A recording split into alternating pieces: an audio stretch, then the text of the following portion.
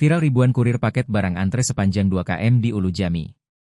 Beredar di media sosial sebuah video yang memperlihatkan ribuan kurir pengantar barang terjebak antrean sepanjang 2 km di Jalan Kampung Baru 3, Ulu Jami, Jakarta Selatan. Kurir pengantar paket ini datang dari berbagai perusahaan. Karena ada yang mengenakan jaket Shopee, Gojek, atau tanpa identitas perusahaan. Ribuan kurir dari kawasan Jakarta, Bogor, Depok, Tangerang, Bekasi, Jabodetabek, itu datang untuk mengembalikan barang pesanan kepada mitra agen paket tersebut. Orang-orang yang mayoritas laki-laki itu mengantre panjang dan berdesak-desakan sehingga menutup seluruh Jalan Kampung Baru 3.